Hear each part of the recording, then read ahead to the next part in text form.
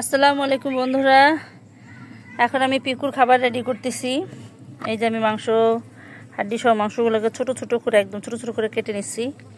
হ্যাঁ, মাংস বেশি, এই হাড়ের সংখ্যা বেশি, হাড়ের সংখ্যা, কারণ এগুলো খাওয়াবো। হাড়ের মধ্যে অনেক ক্যালসিয়াম থাকে। আর অনেকটাই ছোট ছোট করে কেটে নিচ্ছি, তারপর আমি এটাকে রান্না করে তারপর খাওয়াবো। হ্যাঁ, চলেন দেখি আমি কিভাবে কাটছি।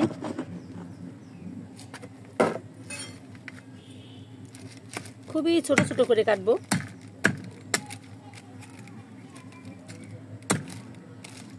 এই দেখেন, খুবই ছোট ছোট করে কেটেছি এবং এগুলো আমি বটি দিয়ে একটু একটু করে ছাড়াই নিব।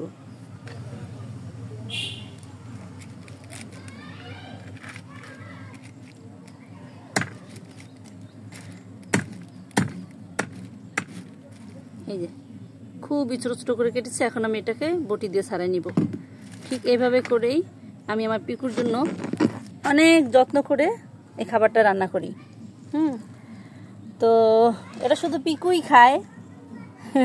এই যে আজকে খেয়ে এই যে নাকে কালিগুলি লাগায় রাখছে। আর আমার পুষি এর ধারে কাছেও আসবে না, ও এটা গন্ধ শুকতে হবে না। কোথায় যেন চলে গেছে পুষি? নাই, পুষি কোথায়? নাই, পুষি কোথাও নাই।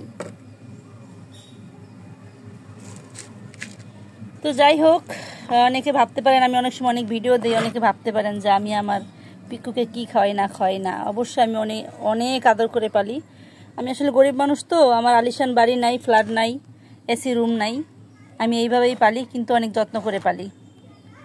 এই দেখেন কত সুন্দর করে খাবারগুলো কেটে কেটে বক্স ভরে রেখে দিব। যখন রান্না করবো এখান থেকে বের করে করে রান্না করব। তো ঠিক আছে বন্ধুরা, যদি আপনাদের কারো কাছে ভালো লেগে থাকে আমার এই সিস্টেমটা, অবশ্যই আমার আইডিয়া শেয়ার করে দিবেন। আর অবশ্যই এটা লাইক দিবেন প্লিজ।